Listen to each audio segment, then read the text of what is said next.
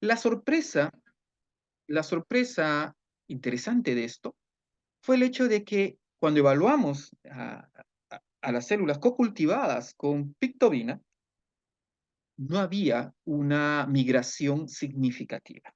Hasta los 50 microgramos por mililitro, pictobina reducía considerablemente la migración. En cambio, en la contraportada, en A549, ¿no? No era del todo, reducía la migración, pero no del todo.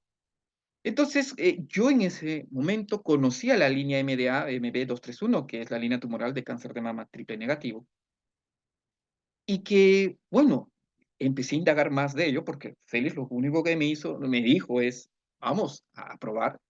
Y era uno de los cánceres un poco agresivos y por su peculiaridad de no obedecer mucho a los criterios terapéuticos. Ahora, la duda resultó, no las mata, pero impide la migración. ¿Cuál es el fundamento? Félix es muy entendido en bioenergética y él me indicó en ese momento que aquí tiene que ver el criterio energético por el cual no han migrado. Entonces, lo que se hizo fue ver desde un punto de vista metabólico qué es lo que hacía pictobina. En primer lugar, causaba una despolarización de la membrana mitocondrial. Y en ese contexto, nosotros vimos que comparado a el control positivo, ¿no? Que es el FSCP, que hace una depresión en cuanto a los niveles de NAT, estos vuelven a recuperarse cuando se agrega antomicina. Pero cuando están tratadas con pictobina, ya no existe una restauración de esta polarización como si lo era con el control positivo. Entonces se evaluó ese concepto y se vio que sí existía una despolarización ya significativa en la membrana mitocondrial. ¿Esto qué nos quería decir? Que la enzima, por un mecanismo que no conocemos aún y que estamos estudiando, ¿ya? Llega a alterar a nivel de mitocondria, ¿no? La permeabilidad. Se hizo bajar los criterios de niveles de ROS y, bueno, pictobina mantenía eso, mantenía alterando esa fuerza. Y era indistinto si se trataba de suministrarle glucosa o galactosa. Siempre se tenía una alteración en la bioenergética mitocondrial. Pero, asimismo, se quiso hacer una evidencia microscópica de qué es lo que estaba sucediendo con el network mitocondrial.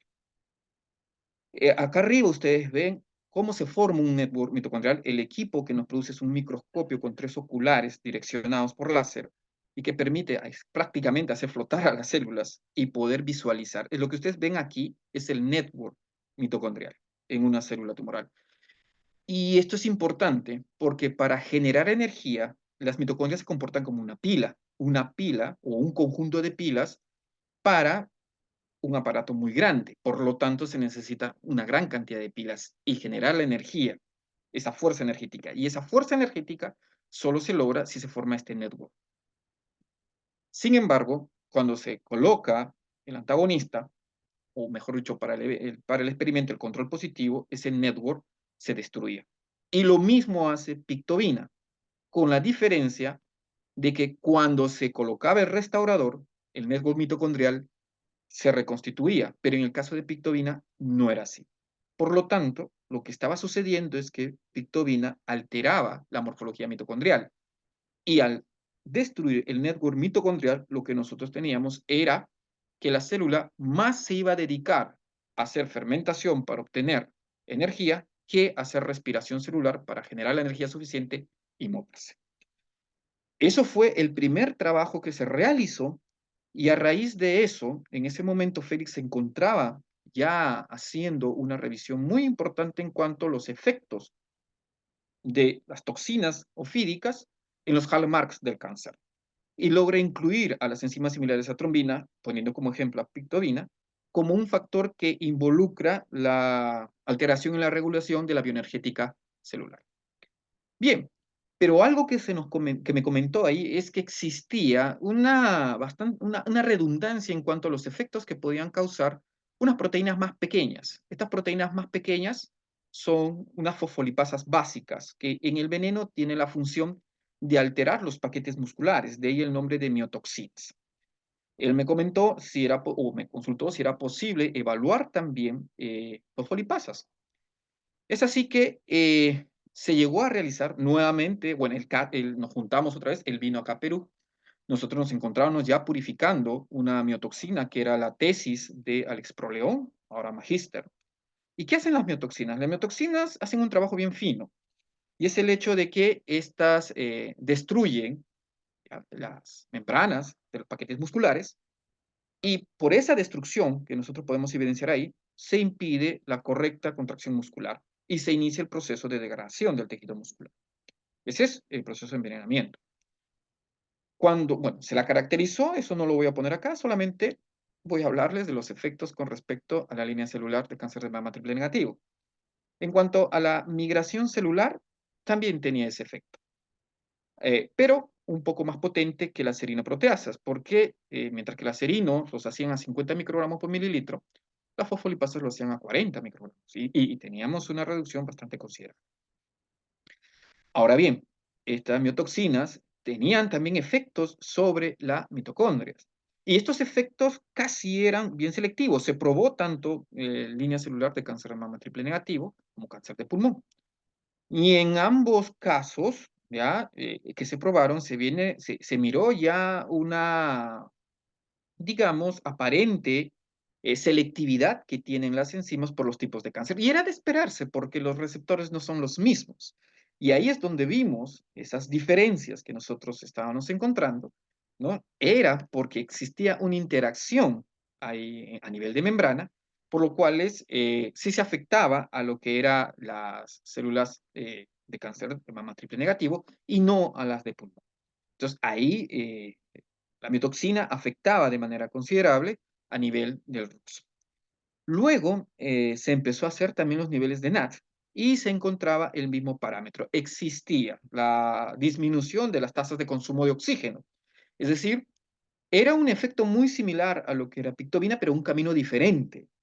Igual se conducía a una disminución en la tasa de consumo del oxígeno. Y esto conllevaba a evaluar también si existía una vía glucolítica que se podía ver alterada en este proceso. Es tanto así que se probó y se vio que no se afectaba la vía glucolítica. Entonces, en este caso, las células se mantenían, pero por glicólisis más que por respiración celular. Es ahí donde ya, guiados por otros colegas, empezar a dar más énfasis en los mecanismos que tienen algunas enzimas ofídicas sobre la bioenergética mitocondrial en células cancerígenas. Y se empezaron a, bueno, hemos probado algunas hipótesis de determinar cuál era el efecto. Y dentro de toda esa gama que empezamos a ver en la literatura de estudios que involucren la participación de metabolismo mitocondrial que se ve afectado por enzimas ofídicas, pudimos encontrar serinoproteasas, a miotoxinas o a la versión fosfolipasas ácidas, a los péptidos con motivo de 3D2, los dedos de zinc y las L-aminoxidasas. Sin embargo, no se encontraba nada con respecto a metaloproteasas. Y aquí es donde les pido que recuerden que las metaloproteasas son los componentes mayoritarios en el veneno de las serpientes del género Botrops o de la familia Viperidae. Entonces, en ese contexto, ya ustedes imaginan qué hicimos. Empezamos a probar sobre metaloproteasas. Las metaloproteasas se llaman también como hemorragininas porque su función principal es degradar el endotelio vascular a nivel de daño en las caderinas, ¿ya? Y con ello la desestabilización del endotelio y por ende la hemorragia, ¿no? Pero también actúan sobre otros componentes como son la fibronectina, ¿ya? Fibrinógeno, y tiene efecto sobre la agregación plaquetaria, es decir, es un inhibidor de la agresión plaquetaria, específicamente toda aquella agregación que es dada con, eh, con trombina o es inducida por cicloprolina, pero no con colágeno. Con colágeno como que se resiste un poco. Entonces, hay selectividad. Por otro lado, se prueba su capacidad hemorrágica. Esta metaloproteasa tipo 3 es hemorrágica. Ahora, ¿por qué tipo 3? Porque tiene los tres dominios en las metaloproteasas, ¿no? La metaloproteasa del tipo 1 son aquellas que solamente tienen el dominio enzimático o el dominio M. Los del dominio, los del tipo 2 tienen el dominio M con el dominio desintegrina, dominio D.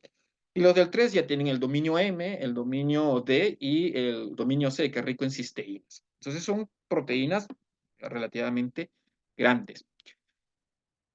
Sin embargo, estas sí mataban a las células, ¿ya?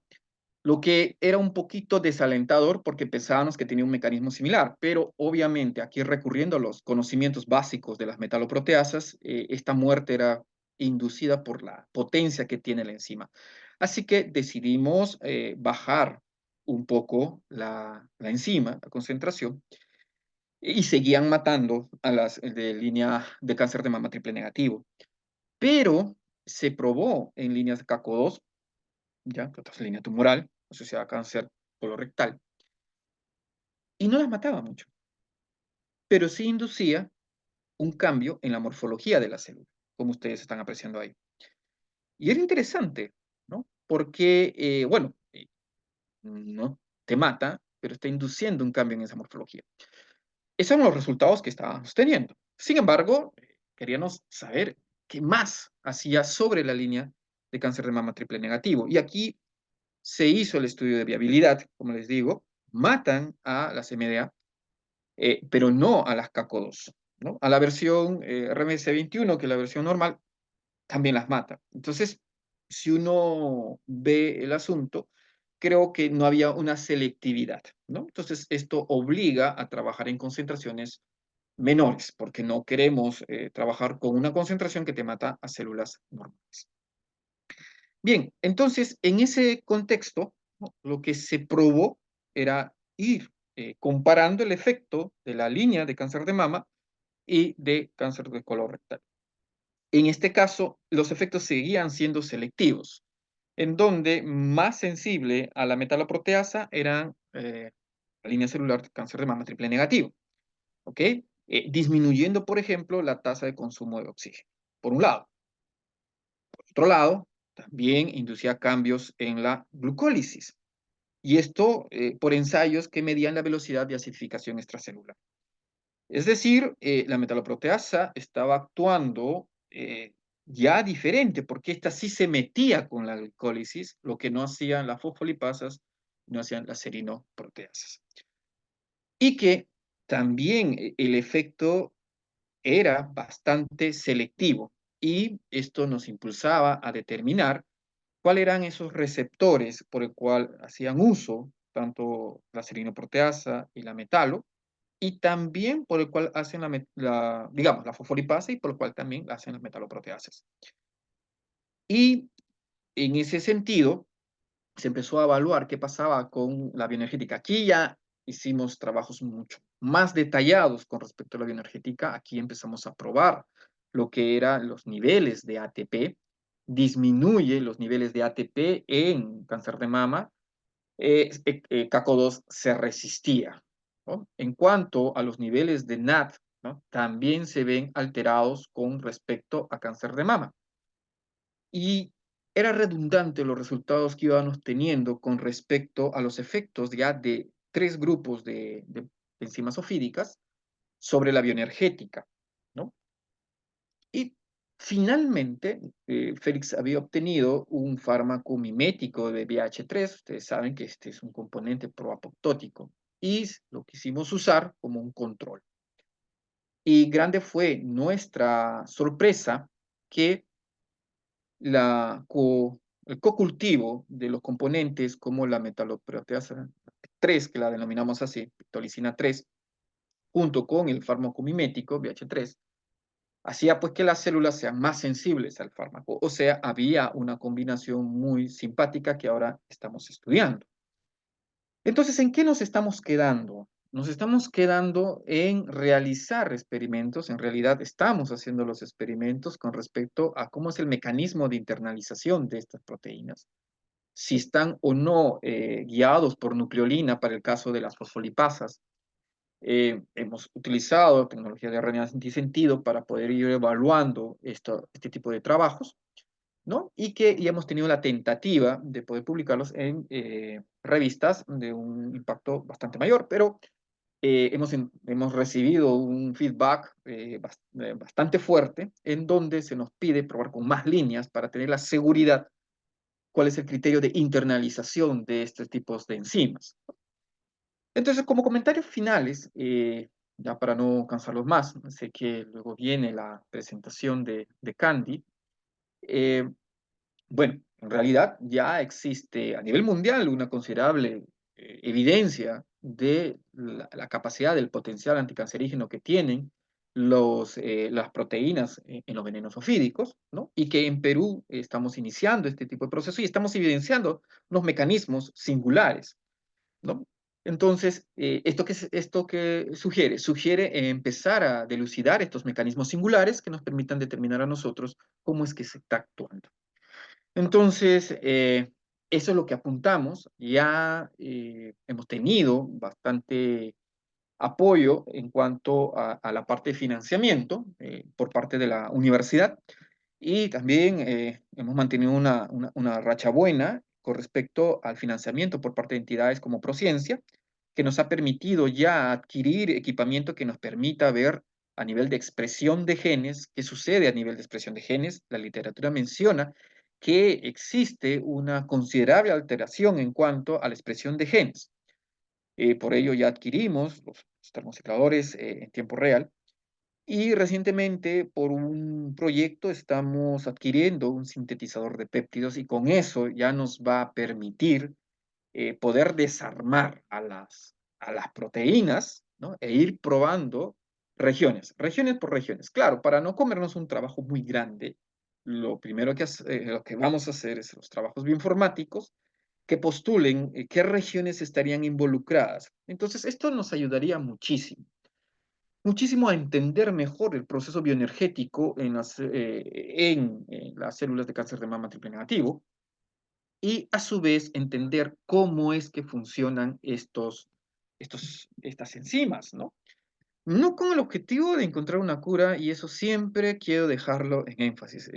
Nuestro objetivo es entender los procedimientos. Ya si en el camino vamos encontrando cosas interesantes, se podría, ¿no? Pero ahorita lo que nosotros hacemos es la ciencia básica que nos permita poder entender mejor estas formas de accionar y con ello poder plantear nuevas estrategias de estudio. Para ello tenemos una página en donde se colocan todas las actividades que se están realizando, ¿no?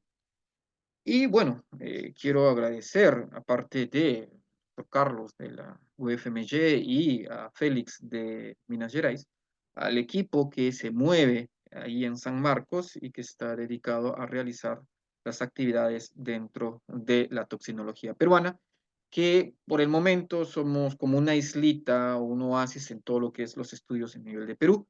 No hay muchos grupos que se dediquen a veneno de serpientes, pero que vemos que ya por el lado del sur, por Arequipa, ya se están presentando proyectos con veneno de serpientes y eso nos anima bastante a que en un futuro podamos colaborar con ello, ¿no?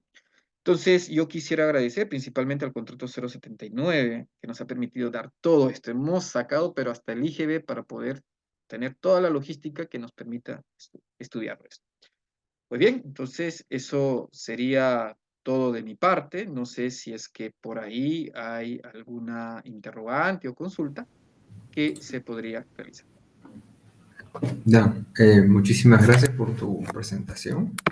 Excelente. Me da mucha alegría ver la foto ahí del laboratorio donde yo inicié mis primeros pasos científicos al lado tuyo, del doctor Yarleque, y veo que están creciendo así en forma exponencial. Genial. Hay una pregunta que creo que más o menos ya ha sido respondida por ti, pero para que puedas profundizar un poco más, es de Alexis en realidad. Dice, muchas gracias por la ponencia, doctor Dan. Me preguntaba si las concentraciones necesarias para atacar células tumorales con pictobina son menores a la concentración promedio de este componente en el veneno de las serpientes. En esa línea, han explorado formas de dirigir la pictobina al tumor y de reducir los posibles efectos colaterales en un modelo preclínico, por ejemplo? Claro, pues, sí, efectivamente cuando se trabaja con componentes que son tóxicos, en general tóxicos y de origen natural, se determina la DL50, ¿no? Para ver. Y en el caso del veneno de serpientes, no solo la DL50, sino la dosis hemorrágica mínima, la dosis edemática mínima, ¿no? Y todos los trabajos que nosotros estamos dirigiendo son 10 veces menos por debajo de esas concentraciones. Sin embargo, una de las limitantes que yo veo, ¿no? Es que si, aún trabajando con dosis bajas, hay una eh, predisposición a que el organismo genere una respuesta ante estos componentes. ¿Por qué? Porque las metaloproteasas y las serinoproteasas son glicosiladas, entonces ustedes recordarán que las glicoproteínas son bastante inmunogénicas. Ahí es donde entra ya la tecnología que queremos implementar, que es a través de péptidos, ¿no? Desarmar a la proteína y porque evidencia que el efecto sea enzimático, o sea, que el efecto anticancerígeno sea enzimático, la hemos probado con inhibidores y el efecto mantiene. O sea, enzimático no es. Hay regiones específicas que están involucradas y por eso queremos empezar a probar, ¿no? Las regiones, región por región y cuál es aquella que dirige este tipo de efectos. Dan, te agradezco muchísimo, te agradecemos mucho, en realidad, la organización entera por tu presencia aquí. Y bueno, te mando un abrazo grande. Gracias por la presentación de hoy, estimado. No, muchas gracias a ustedes y gracias por su atención. Nos estamos viendo entonces hasta otra oportunidad. Muchas Cuídate. gracias, Dan. Gracias, Over. Gusto verte.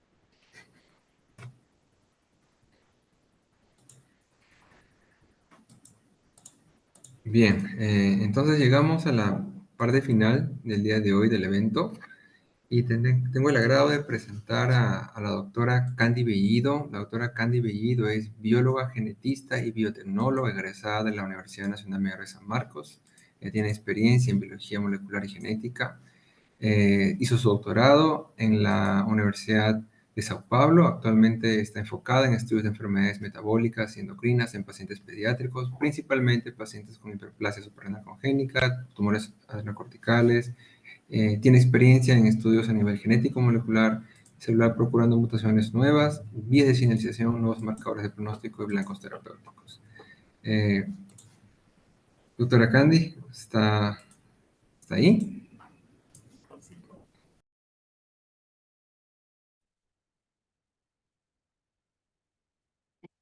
Buenas noches.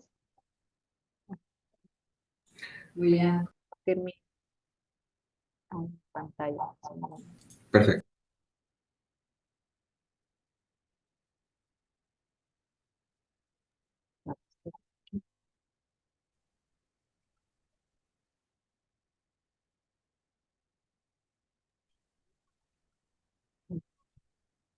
Bueno.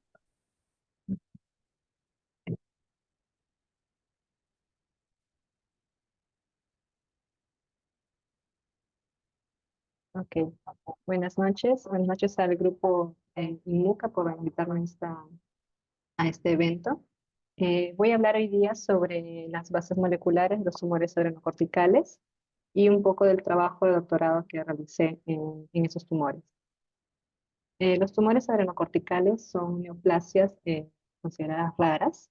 Estas se presentan pues, en niños de 0 a 5 años y en adultos también de 46 a 55 años. La incidencia de los tumores adrenocorticales es baja, es de 2 por 1 millón por año a nivel mundial. Sin embargo, como se puede observar en esta gráfica, eh, la incidencia es 15 a 18 veces más elevada en Brasil, específicamente en la región sur y sureste de Brasil. Eso principalmente por la presencia de una mutación, la mutación R337H en el gen TP53, que codifica para el supresor tumoral P53, una proteína muy conocida que se altera en diversos tipos de tumores. Este tumor también es frecuentemente encontrado, mayoritariamente encontrado en mujeres, comparado con hombres. El origen, en relación al origen histológico, Esto marca mucho cuál va a ser el cuadro clínico de los pacientes con tumores adrenocorticales. Aquí podemos ver primero una histología de un córtex adrenal, fetal neonatal, donde podemos ver apenas dos capas. Y ya cuando en etapa postnatal, estas se diferencian en tres camadas, llamadas camada reticular, fasciculada y glomerulosa. Cada una de ellas va a estar encargada de secretar algún tipo de hormona. En este caso, la camada reticular va a secretar andrógenos. Y el exceso justamente de andrógenos provocado por un tumor que crece en esta zona va a producir un síndrome virilizante.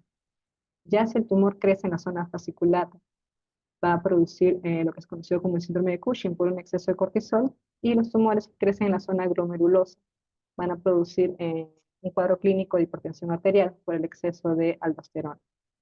Existen también tumores que pueden ser mixtos, eh, donde, donde van a haber, en los pacientes van a presentar un síndrome tanto de Cushing como síndrome virilizante. Entre los tratamientos que se dan en esos pacientes con tumores adrenocorticales, hasta el momento el único tratamiento que se considera potencialmente curativo es la cirugía, la remoción total del tumor.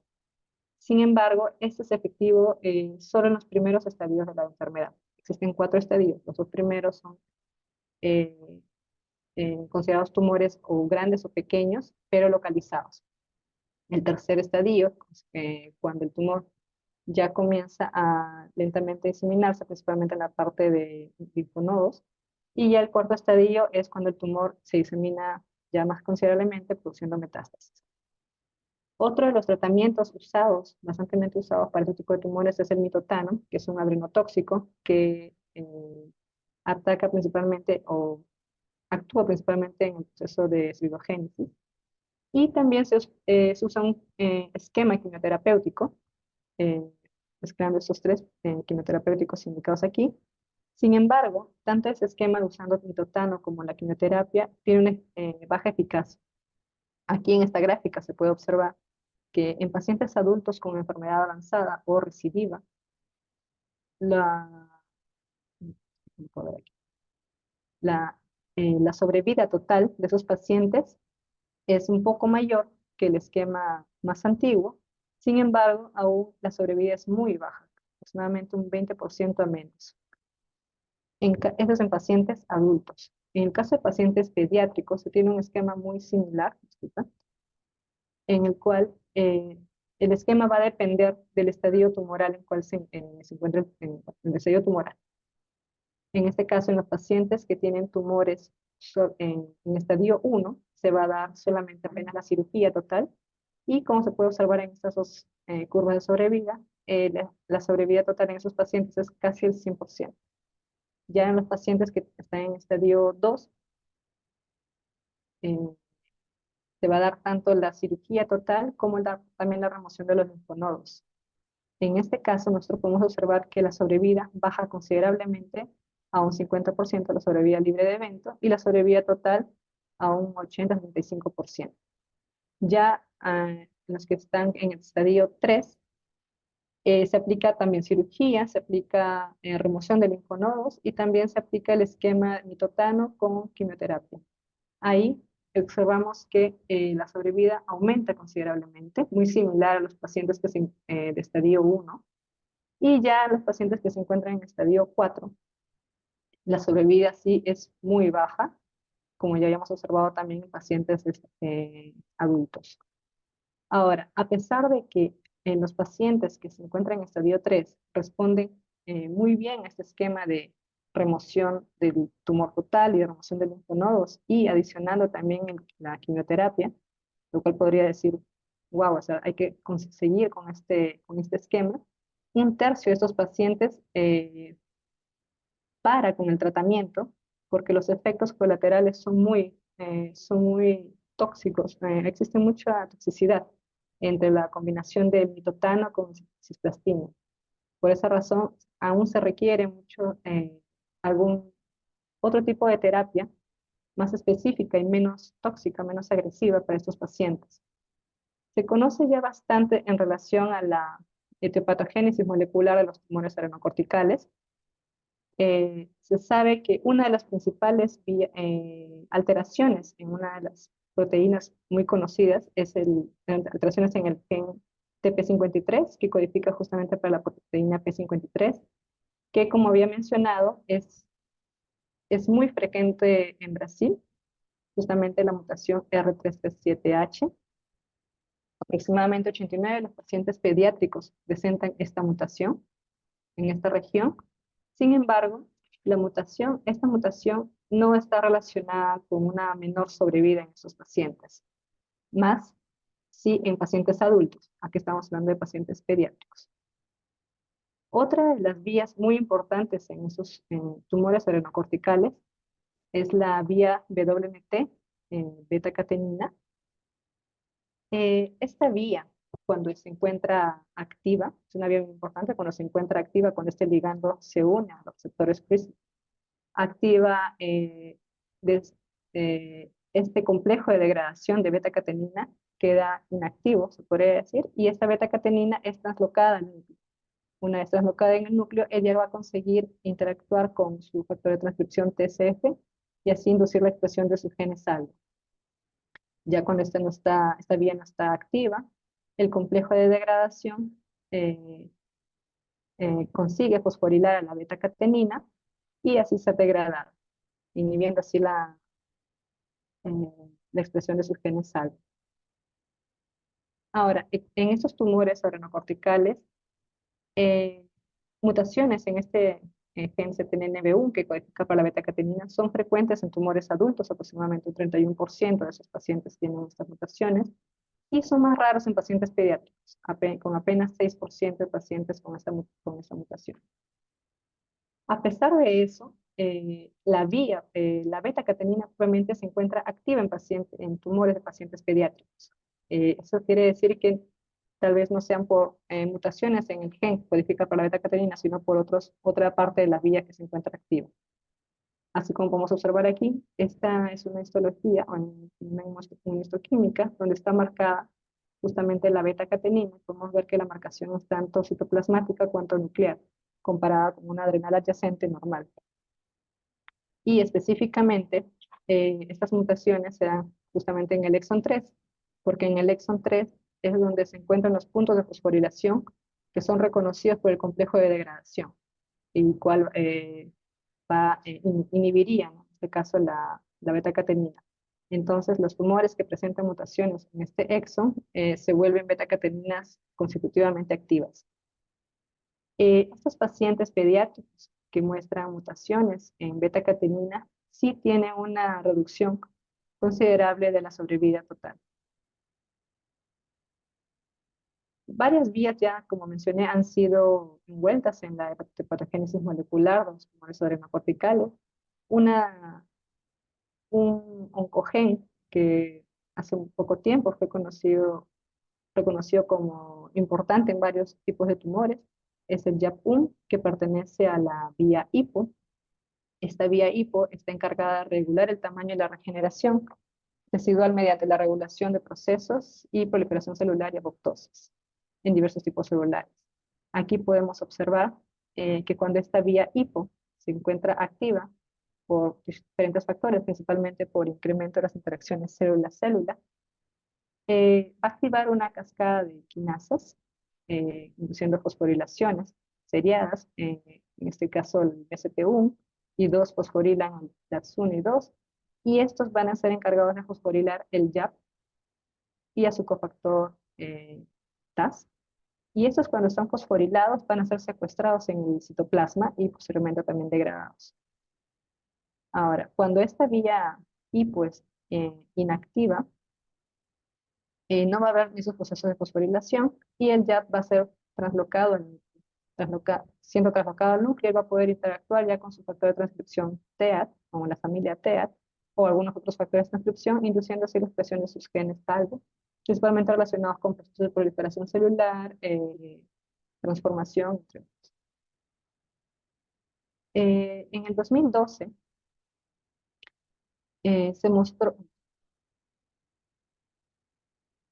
se se mostró que existe una droga llamada verteporfina, que ya es una droga ya usada para otra enfermedad, la degeneración macular causada por el avance de edad.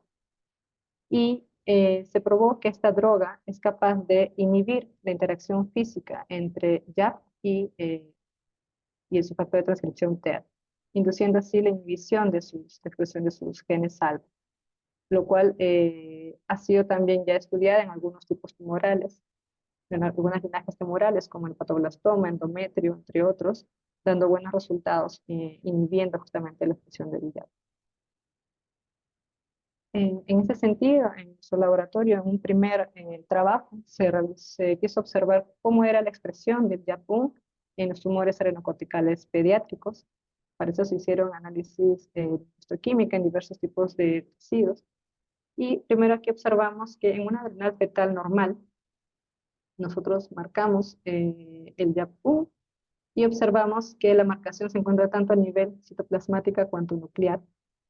Ya cuando observamos un córtex adrenal postnatal, no observamos esa marcación muy débil, una marcación muy débil a nivel citoplasmático y nuclear. Y ya en las muestras de tumores adrenocorticales pediátricos en células grandes y pequeñas, observamos nuevamente una marcación muy fuerte a nivel nuclear, principalmente en el citoplasmático, muy comparable con una adrenal fetal normal, que, como sabemos, se encuentra en constante estado proliferativo, muy similar a como se encuentran los tumores. Adicionalmente,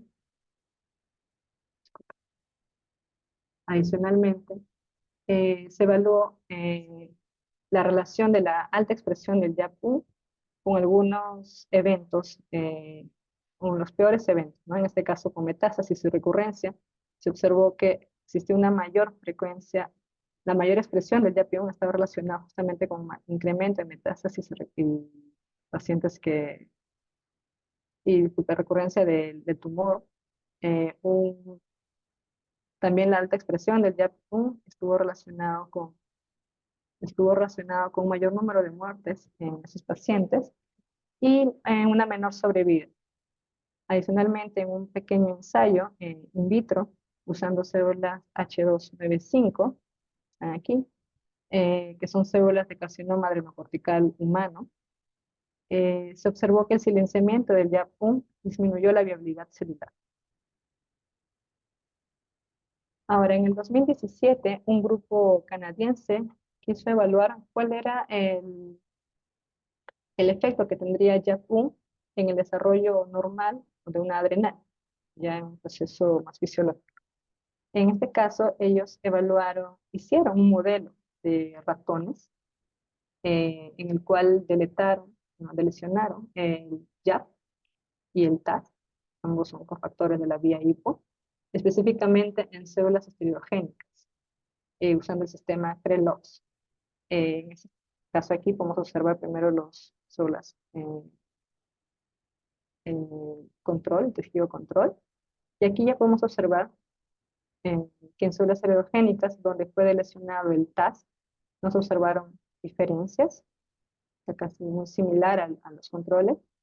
Sin embargo, ya cuando se lesionó el YAP, empezamos a observar algunas células vapoladas y algunas diferencias también en la morfología. Cuando adicionalmente también se lesionó TAS y YAP, nuevamente se observó lo mismo o un poco más incrementado. Ahora, esto fue en ratones de 20 semanas. Ya en los ratones de 30 semanas se observó una degeneración adrenal del córtex adrenal considerable comparada con el control. Y en este caso ellos también quisieron evaluar cuál sería el proceso que se está dando esta degeneración, estos eventos. Y ellos evaluaron un marcador de apoptosis, que es la caspasa 3 clivada. Y se observó aquí justamente, como se puede observar aquí, se observó una marcación justamente aquí en naranja, que estaría indicando que justamente está dando este proceso de apoptosis en estas células que están siendo deletadas, donde el YAP y el TAS están siendo deletados, indicando que el YAP tendría un papel relevante en este mantenimiento del córtex adrenal normal y que su inactivación resultaría en degeneración, principalmente el proceso de apoptosis en ratones machos, que fue en donde fue realizado este ensayo. Ahora, con todo eso, nosotros quisimos evaluar un poco más sobre el efecto que tendría este JAP en tumores adrenocorticales, ver cuál es el proceso en el cual estaría involucrado el JAP1, y para eso fue ampliado fueron ampliadas las cohortes. El estudio que mostré antes se realizó en una cohorte pediátrica, sin embargo pequeña, aproximadamente 30 pacientes. Aquí ya nosotros utilizamos una cohorte propia, dos cohortes pediátricas a partir de base de datos y una cohorte adulta también a partir de base de datos, y evaluamos la expresión de YAP. Esta de aquí es una cohorte propia de la Facultad de Medicina de Rivero Preto y el Hospital Boldrini, de aquí de Sao Paulo también, y evaluamos 69 tumores adrenocorticales, a partir de los cuales 50 fueron sometidos a secuenciamiento RNA, secuenciamiento de nueva generación, y encontramos que en, en esos pacientes pediátricos la alta expresión del YAP1 estaba asociada con una menor sobrevida total y una menor sobrevida libre de la enfermedad. Asimismo, cuando evaluamos ya las bases de datos, como el Gene Expression Omnibus, pues encontramos esta cohorte que tenía datos de microarray, y observamos también un patrón similar, que la alta expresión también está relacionada con una sobrevida libre de evento. Ya en esta otra cohorte, no fue realizada la sobrevida porque el número de pacientes para cada grupo era muy bajo. Ahí en ese caso tenía datos de tumores de adrenal normal, adenomas y también de carcinomas. Y nosotros quisimos evaluar en este caso, ver si la expresión era diferente entre esos tres grupos, y no observamos diferencias en esos grupos. Y posteriormente evaluamos también otra base de datos, en este caso es el TCGA. El TCGA es a partir de un consorcio que es la Cancer Genome Atlas, donde es un trabajo muy grande. Entonces, evaluaron 33 tipos tumorales, más de 11.000 pacientes, y entre uno de los tipos de tumores que se estudiaron aquí está justamente los carcinomas adrenocorticales de pacientes adultos. Nosotros utilizamos justamente los datos de RNA-seq de este CGA, y encontramos que la alta expresión también del YAP1 estaba asociado con una menor sobrevida total y menor sobrevida libre de la enfermedad.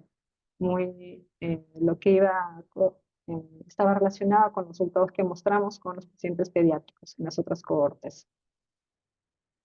Ahora, en esta misma cohorte de pacientes adultos del TCGA fueron evaluados, se hizo un análisis multivariado para poder ver si este YAP1 podría ser considerado como un factor pronóstico independiente, para lo cual en ese análisis multivariado colocamos varias variables como edad, sexo, estadio tumoral y secreción autónoma, y observamos que después de este análisis la alta expresión del YAP1 podría ser sí considerada como factor pronóstico independiente en esos pacientes con carcinoma adrenocortical en adultos.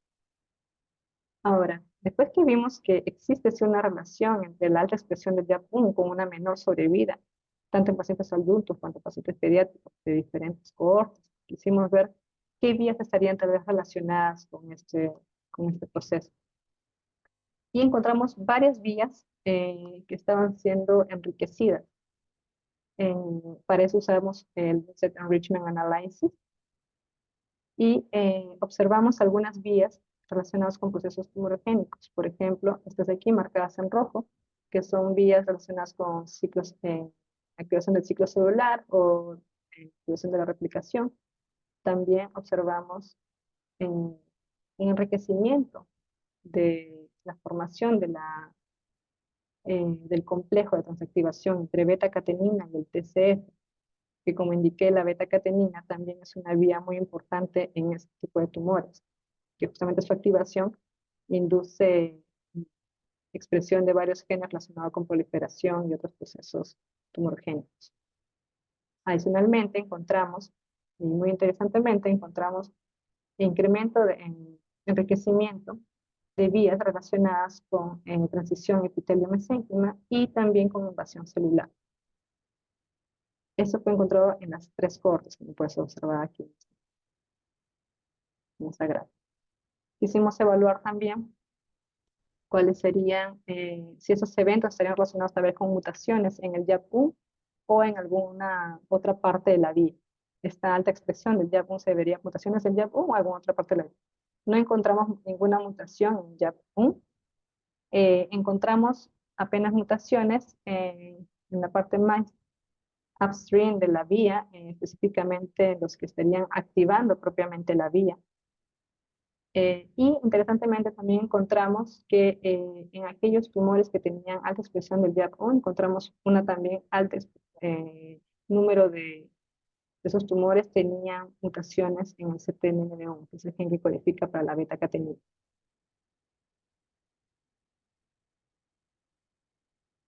Ahora, después de ver esta parte de enriquecimiento,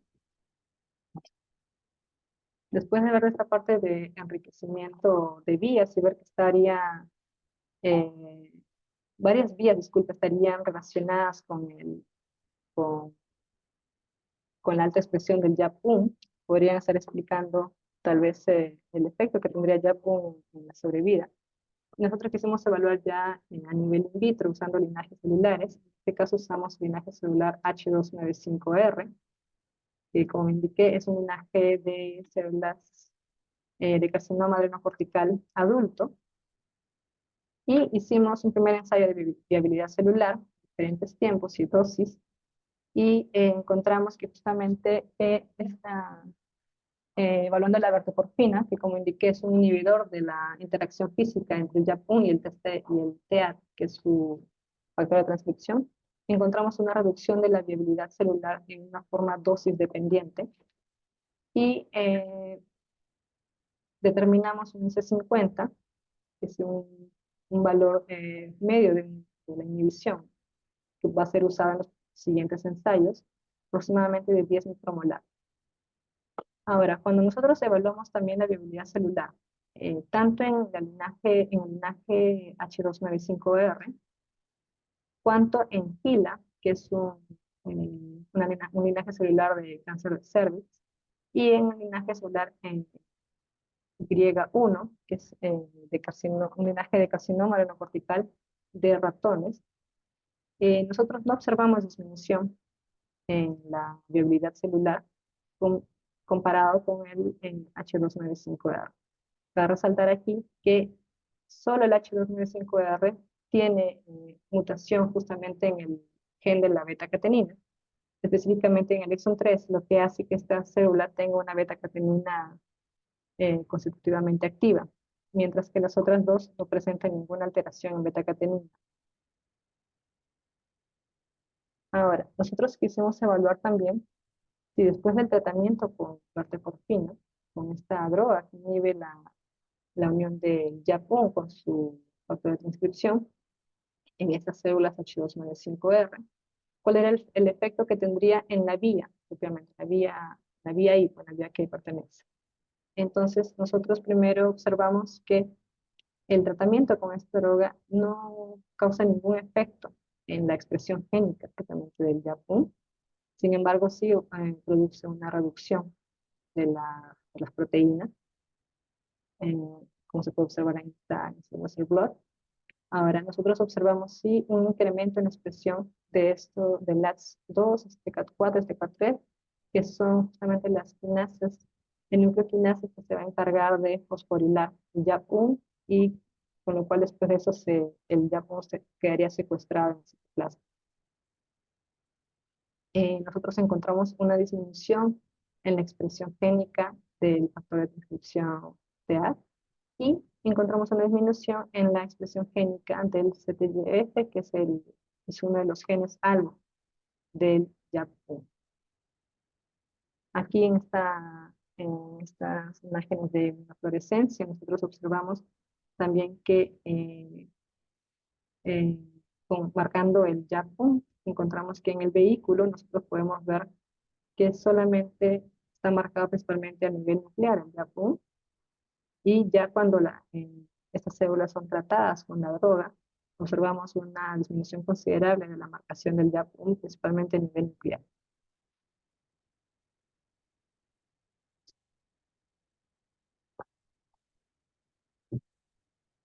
Ahora, debido a que nosotros vimos una disminución en la viabilidad celular, quisimos evaluar si eso se debía a justamente una alteración en el ciclo celular o un efecto en el ciclo celular. Nosotros para eso silenciamos el YAP1, como puedes observar aquí, la disminución de la expresión génica y proteica del YAP1, y evaluamos así,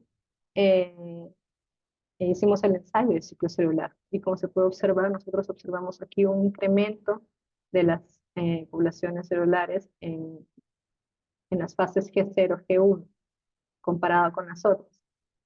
Esto nos indica que justamente podría haber un bloqueo justamente en esa entrada de G0, G1 a fase S.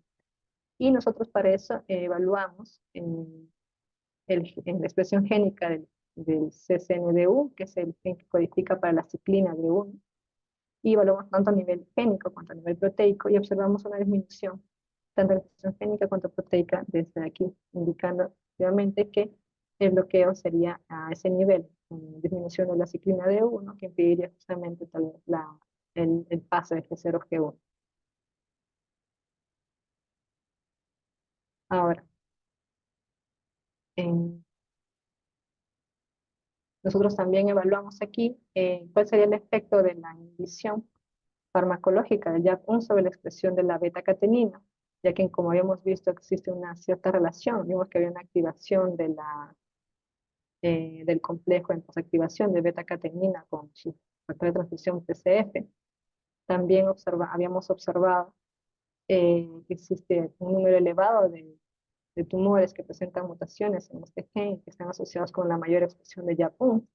Entonces evaluamos aquí cuál sería el efecto de la inhibición del YAP1 sobre beta-catenina. Como podemos observar aquí en esa inmunofluorescencia, la expresión de la marcación de beta-catenina se encuentra tanto a nivel citoplasmático cuanto a nivel nuclear. Una marcación muy fuerte, porque como mencioné, esta homenaje celular H295R tiene una expresión constitutiva de la beta-catenina. Y cuando nosotros tratamos ya las células con esta droga, nosotros observamos una disminución considerable de la marcación en estas células. Evaluamos también la expresión génica y observamos también una disminución eh, de la beta-catenina.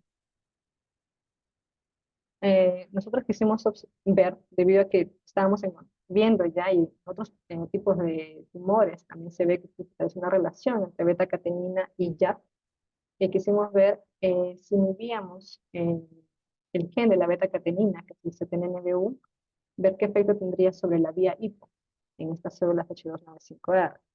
Y para eso silenciamos el gen CTNNB1 y como se puede ver aquí, esa disminución de la expresión génica del CTNNB1 y aquí también la expresión de la expresión proteica.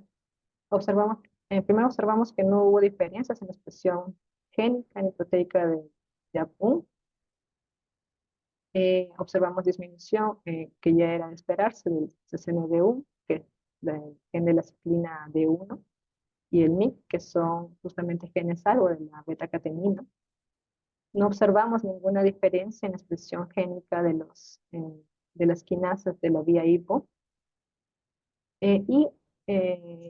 Interesantemente observamos un aumento considerable de la expresión génica del CTGF, que es el gen algo de YAP1, es decir, cuando se activa el YAP1, cuando ejerce su función, induce la expresión de este gen, el cual, en este caso, cuando inhibimos la beta-catenina, estaría induciendo la expresión del otro, lo cual indicaría tal vez un papel, estos datos ahorita indicarían como que un papel regulador entre ambas vías, lo cual es un poco confuso porque a veces no se sabe bien si es al nivel nuclear o interacciones dependiendo de factores. Y, sin embargo, se sabe que esta interacción tanto entre beta-catenina como el YAP1, conducirían, darían tal vez un peor ¿cómo se dice? Fenotipo versus tipo de tumores.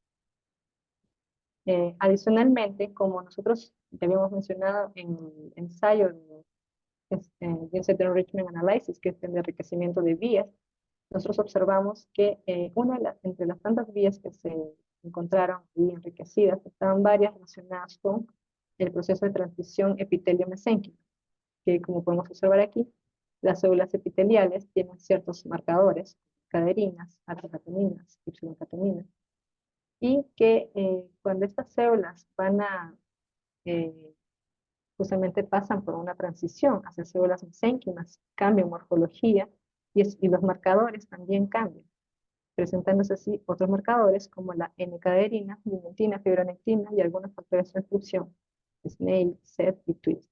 Nosotros entonces evaluamos cómo es que estaban estos marcadores mesenquimales, tanto en la inhibición inhibición del YAP1 por el fármaco verteporfina, cuanto por el silenciamiento del YAP1. Y nosotros observamos una disminución en ambos tratamientos de la inhibición de la N-caderina, de la vimentina y también del factor de transcripción TWIST y el SNAIL. Lo que estaría indicando sí que justamente el YAP1 estaría relacionado y que la inhibición del YAP1 sería capaz justamente de poder revertir este proceso de transición epitelio-mesénquico. Adicionalmente, nosotros utilizamos también el ensayo de invasión celular, también después de la inhibición del YAP1 por el tratamiento farmacológico y también por silenciamiento del YAP1. En este caso, nosotros usamos unas placas donde se colocaban unas placas con unos pozos donde se colocaban unos transwell, que son estos de aquí. Esos transwell tienen unos poros aquí abajo y encima tienen un matrigel. Matrigel es una sustancia que imita la matriz extracelular. Entonces, cuando estas células son colocadas aquí encima y aquí abajo es colocado un medio alto en suero, por ejemplo, que sirve como un quimotrayente, solo las células que tienen capacidad invasiva van a ser capaces de poder degradar, atravesar toda esta matrigel, lo que eh, eh, correspondería a una matriz extracelular. Atravesarían todo esto y tendrían capacidad de pasar para este lado, invadiendo toda esa parte de aquí, lo cual se puede ver después de 48 horas y contando las células que consiguieran atravesar aquí. Y nosotros conseguimos ver, después del tratamiento con verteporfina, cuanto a la inhibición del YAP1, una disminución considerable de la invasión celular en ambos casos. Adicionalmente, hicimos otro ensayo, que es el ensayo de medición del crecimiento independiente de anclaje. Este de aquí se da principalmente porque las células tumorales van a tener capacidad justamente de transformación y de poder huir a ciertos mecanismos que tienen las células eh, poder... las células tienen unos mecanismos para poder matar células que se escapen o que células que quieran crecer, se podría decir solas. Por ejemplo, el proceso de anoikia, que es un proceso de apoptosis donde las células que no se encuentran justamente adheridas pueden ser muertas. En este caso, para poder realizar este ensayo, nosotros teníamos que conseguir que las células estén tipo flotando para que justamente poder ver si estas células conseguían sobrevivir y formar colonias o no. Aquí para eso hicimos este ensayo donde se colocó agarosa en la parte de abajo para hacer como una camada y evitar que las células lleguen a la superficie, que es donde se adhieren mayormente. Luego colocamos otra camada adicional, una agarosa de menor concentración, ya con las células, y encima un medio de cultivo, ¿no? el medio de cultivo propio de cada linaje celular. Aquí, como pueden ver, las células quedan suspendidas. Ninguna consigue pasar por esta parte de aquí, quedan totalmente suspendidas. Así, después de más o menos 2 semanas o un mes, nosotros conseguimos leer cada pozo y podemos ver así cómo que se van formando las colonias. En este caso se vieron la formación de colonias solo en aquellos pozos donde no hubo tratamiento ni con el fármaco verteporfina, ni hubo silenciamiento, como puedo observar aquí, lo cual es una capacidad ya conocida de estas células, que pueden formar justamente colonias, pueden pasar en librarse de esa muerte celular, este tipo de muerte celular que se muere. Ya cuando se colocó el tratamiento y se silenció, nosotros observamos una disminución considerable de la formación de colonias en ambos tipos de tratamiento. Ahora, con esos datos in vitro y también los datos in silico, en los cuales mostraban que el JAK1 estaría relacionado con varias vías importantes para todo el proceso tumorigénico y que estarían relacionadas con también lo que se encuentra en aquellos pacientes que tienen una menor sobrevida, que tienen mayor recurrencia a la enfermedad, que tienen centro metástasis. Nosotros quisimos evaluar ya a nivel in vivo, a nivel preclínico, cuál sería el efecto del tratamiento con esta droga, verteporfina, en el crecimiento tumoral. Para eso usamos el mismo linaje celular, H295R, inyectamos aproximadamente 2.5 millones de células en cada lado del ratón, vía subcutánea. Esos son ratones transgénicos, ratones NSG, que son inmunosuprimidos, justamente para poder aceptar este injerto. Y aproximadamente 4 semanas después de haber sido inyectadas, los tumores crecieron en cada lado, y después justamente de medir aproximadamente 100 milímetros cúbicos fue que comenzamos los tratamientos. Los ratones fueron aleatoriamente separados para cada grupo, y el tratamiento fue dado por 4 semanas más, y se pudo observar aquí que justamente aquellos ratones, el volumen tumoral de aquellos ratones que recibieron el tratamiento con verteporfina disminuyó considerablemente, aproximadamente un 50%, comparado con los que recibieron solo el vehículo, que era de emisión. Estas son las fotos representativas. Observamos una correlación entre el volumen tumoral y el peso tumoral de los tumores. No observamos ningún posible efecto citotóxico, ¿no?, de la droga. Comparamos, cada semana se medía, se pesaba a los ratones y se evaluaba también macroscópicamente cómo se encontraba todo el cuerpo del ratón. No había diferencias entre ambos grupos tratados. También se observó, por el contrario, se observó una menor sobrevida en aquellos ratones que no fueron tratados, es decir, los que fueron tratados solamente con el vehículo, como puede ser observado aquí.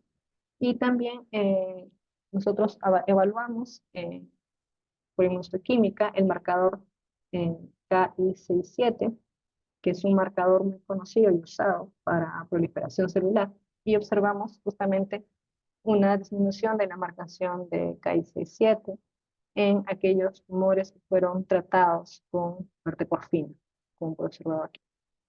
Entonces, todos esos datos, esos son datos del doctorado, justamente que realicé aquí en Brasil. Esto fue realizado en la Facultad de Medicina de Ribeirão Preto, de la Universidad de São Paulo. Y son datos que muestran ya que el JAK1 estaría indicando así que tiene un papel muy importante en procesos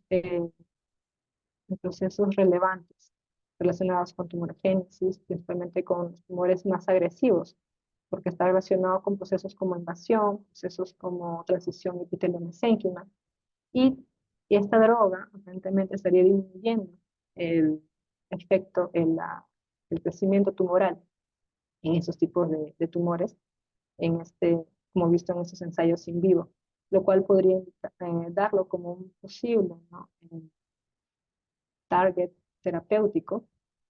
Sin embargo, una de las cosas que nosotros vimos aquí es que este YAP1 está muy relacionado con beta-catenina. Tienen una interacción ahí fuerte. Y esa beta-catenina, como mencioné, es clave en ese tipo de tumores. Es muy frecuente muchas alteraciones en esos tipos en ese tipo de tumores. Por el cual aún los estudios continúan, obviamente, y no se trata la idea de justamente combinar eh, terapias, principalmente, o tratamientos que combinen reducción o inhibir tal vez esta interacción entre ambas vías, entre el YAP1 en la vía hipo y beta-catenina con la vía web.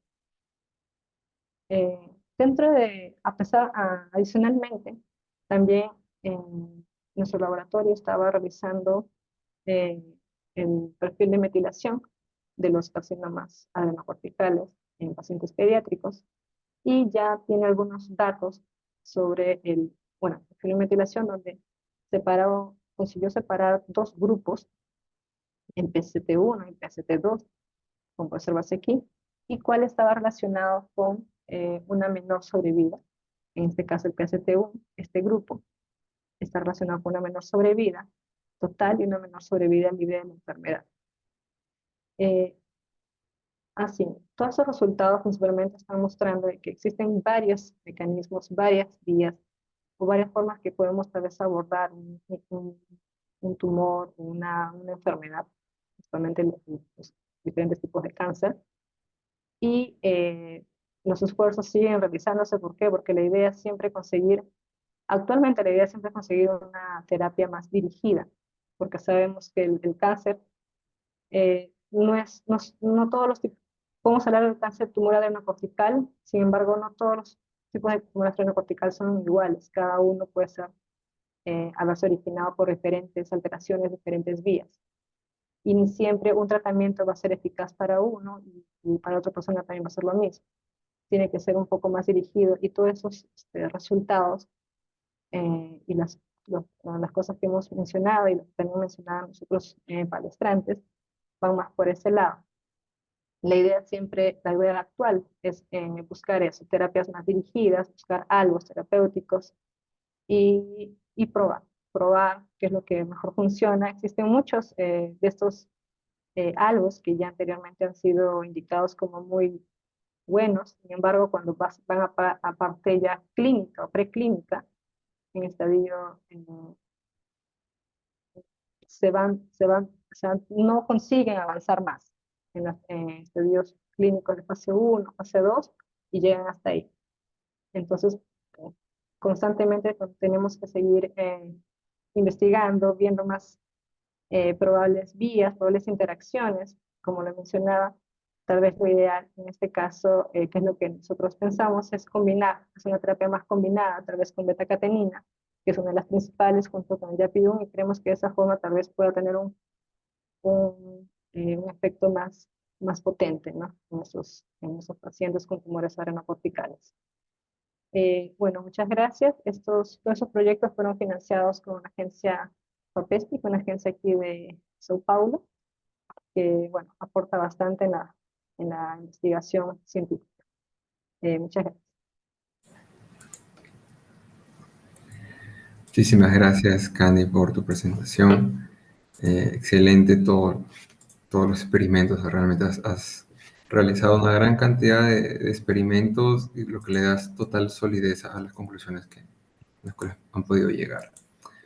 Bien, aún no hay comentarios aquí o preguntas. Yo quería hacerte algunas preguntas respecto primero a los ensayos funcionales. Lo hicieron con la línea celular AGA2OH295R. Quería preguntarte si había o intentaron hacer uno de estos ensayos en muestras de pacientes y, en todo caso, cuáles fueron los desafíos o cuáles son los desafíos más importantes a querer trabajar con estas muestras de pacientes ex vivo dentro del laboratorio, de este tipo de tumor. Sí, así, los tumores adenocorticales, la verdad que la parte de cultivo, la parte de cultivo es un poco, es bastante difícil. De por sí esas células H295 son bastante más lentas o tienen sus peculiaridades comparado con transplantes celulares. Por ejemplo, trabajamos también con GILA, que son linajes que crecen muy rápido, en 2 días ya está así súper poblada la placa y todo. Ese linaje de carcinoma adenocortical demoran 2 semanas. eh, y en el caso de cultivar células de pacientes propiamente, se intentaron, es muy raro, la verdad. Es casi así, no se consigue fácilmente. Creo que hace apenas 3 años una persona consiguió unas dos disque linajes, porque no son considerados realmente linajes, consiguió inmortalizar un poco y como que está ahí, porque es muy difícil por el crecimiento, no se consigue hacer estas células crecer así in vitro fácilmente. Y que guarden justamente las características, porque la idea es que las células crezcan in vitro, pero que guardan las características tumorales, la secreción, principalmente dependiendo del tipo tumoral, como mencioné, ¿no? Andrógenos, esteroides, algunas cosas. Entonces es un poco difícil. Y justamente por eso también nosotros apenas usamos un linaje celular, lo cual, por ejemplo, comparado con otros tipos de tumores, no sé, colon, mama u otros que son más comunes, usas varios linajes celulares para poder determinar algún target, alguna vía. En este caso es muy difícil, apenas tenemos este linaje celular que es usado y usar muestras de pacientes hasta el momento así es bien complicado. Intentamos, sí, pero es bien complicado, mueren rápido y complicado. No, sí, de hecho, en el tumor que yo trabajo también trabajar con muestras primarias en laboratorio tiene sus desafíos, desde costos, complejidad del medio, y aparte que hay una ventana muy limitada para poder trabajarlos, para que intenten mantener las características que había en el paciente, ¿no? Estos se van perdiendo. Mi otra pregunta era respecto a la droga que usaron la betaporfina. Mi pregunta era respecto a si esta droga ya estaba siendo utilizada o está siendo utilizada en otros contextos, en otras enfermedades tal vez, y ustedes, digamos, la han aplicado aquí como un tipo de reposicionamiento de droga, o es una droga que solamente se está trabajando a nivel de investigación. No, la verteporfina es una droga es una droga, lo bueno de esta droga es que es una droga que es ya aprobada por la FDA, o sea que ya pasó por todos esos estudios de la parte de toxicidad en humanos y todo, porque es una droga que se utiliza justamente en pacientes con degeneración macular asociados con la edad. Eh, pues esa parte de toxicidad por lo menos ha sido ya evaluada, como dije, ha sido aprobada por la FDA para este caso de esa enfermedad. Y también está haciendo ya, tiene algunos ensayos creo que en fase 1, fase 2, ensayos clínicos en otros tipos de tumores, y está dando aparentemente buenos resultados. Obviamente se tiene que esperar, porque se sabe que mientras van pasando las fases, a veces siempre ocurren cosas que después se tiene que parar, pero hasta el momento están habiendo buenos resultados. Bueno, igual la idea es siempre encontrar algunos otros fármacos, algunos otros fármacos principalmente que puedan atacar específicamente la villa o combinar, ¿no? Como mencioné, la idea de nosotros es principalmente combinar terapias entre betacatenina y ya, pues, que nos parecen las vías que estarían eh, interactuando y que tal vez el efecto sería más potente. Es muy interesante porque si se usa una droga que ya, como tú dices, ha sido probada clínicamente, entonces es fácil su adición a nuevos esquemas de tratamiento en otros contextos, ¿no? Ya se sabe de la seguridad que tiene en los pacientes, en fin, eso es genial. Karen, te agradecemos por tu participación el día de hoy. Felicidades por el trabajo. Estás ahora haciendo un postdoc, entiendo que ya dejaste, ¿no? El cáncer, aunque todavía estás por publicar esto de aquí. Pero bueno, felicidades por todo el trabajo de 4 o 5 años que estuviste allá en Rivera ahorita. Gracias. Bien, no sé si hay otras preguntas. Parece que no. Les agradezco a todos los participantes del día de hoy por estar aquí. Mañana los esperamos de nuevo en el mismo horario. Entonces, eso. Hasta mañana.